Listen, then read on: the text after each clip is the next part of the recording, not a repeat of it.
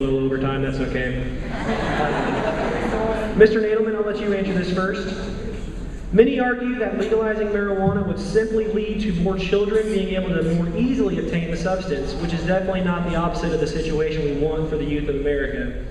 Do you think legalization will just lead to more use by children, thus taking away the credibility from the advocates of legalization? Basically, no.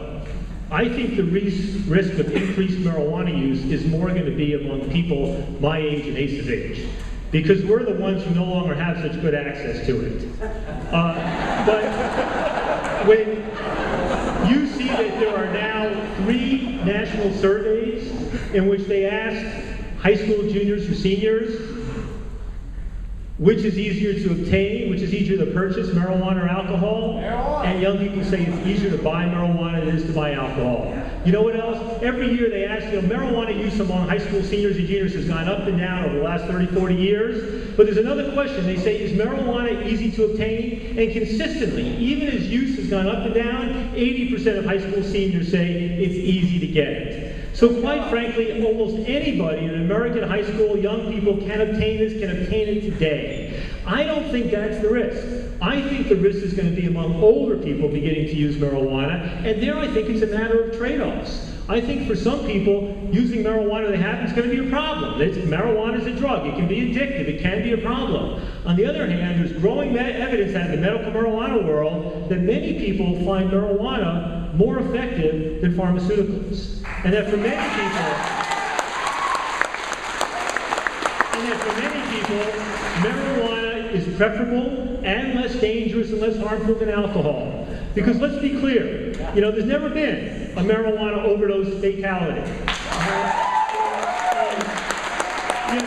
You should not drive under the influence of marijuana, but all the evidence shows that driving under the influence of alcohol is dramatically more dangerous. As Gary Johnson, who's now running for president of Republican primary, said the other day, he goes, I remember when I was in college, there was alcohol around, people were getting rambunctious, violent, sexual problems, getting on the wheel of cars. You had a joint going around a party? Hell, give the guy a pair of headphones and a bag of Fritos and he was set. So, quite frankly, I think we got to look at the relative risks in our society.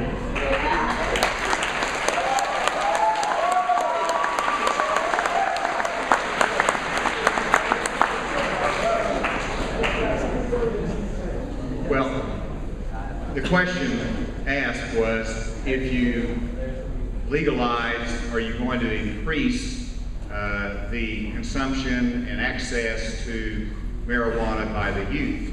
And I agree that access is not the issue. The youth of our country, whether it's marijuana or some other illegal substance, they probably can have access to it. So you've got usage now if somebody was bent on doing that, or you've got access to it. I think the challenge, though, if you legalize, is that it sends the message that obviously this is a safe substance. It is something that is okay, that authorities have said, or policymakers have said it is lawful, it is okay to use. And so that message is what will trigger an increase in marijuana use.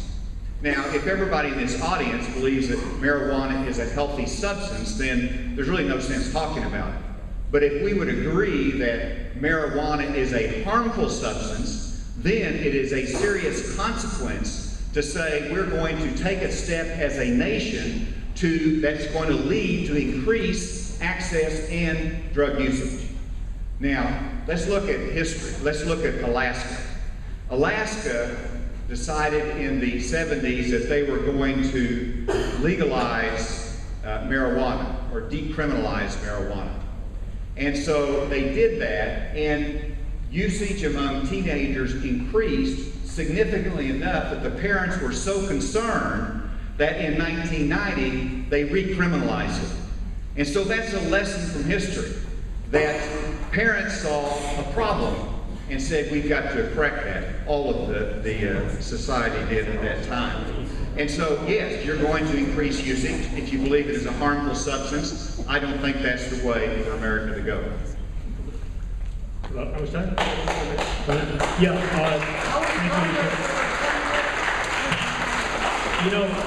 In the 1970s, 11 states decriminalized marijuana, and an academic named Eric Single analyzed did it have any impact on marijuana use. And what he found was no. He found that, in fact, marijuana use went up generally across America in the 1970s, both in the states that decriminalized and those that did not. And he found that marijuana use went down across America in the 1980s, both in those states that decriminalized and did not. Same evidence comes from abroad. There's a wonderful book called Drug War Heresies by two experts who are not advocates, Peter Reuter and Ron McCune. And what they looked at, when you look at Europe, what you find is that levels of marijuana use have nothing to do with the harshness of the laws. You have countries with harsh laws and high levels, countries with harsh laws and low levels, countries with soft laws and high levels, and vice versa. There's not that much of a relationship there. What the laws do is result in more people getting hurt by the government. They don't affect the levels of marijuana use.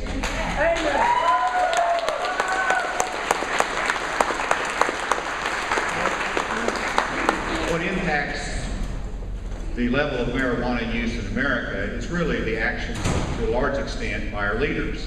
Mr. Nadelmann has really laughingly, jokingly treated the subject of cocaine use and marijuana use. And whenever our teenagers today see marijuana as medical marijuana being authorized, then they think marijuana is medicine, it's okay for me to take it. And so that's the reason the last couple of years, in my judgment, you've seen an uptick in marijuana use while other drugs have not gone up. And it's leadership, it is what the signals that our leaders send in society. And whether if we joke about it, it can go up, teenagers get that message. If we treat it seriously and say this is illegal, yes, that has an impact on decreasing usage in our country. And I think that's a good thing. And as one argument against legalization is simply the message that it sends to our young people. Not that we're going to lock you up forever, not that you're going to destroy your life, but it is illegal, it is wrong, and it is harmful. And the law reinforces the harmfulness of that substance.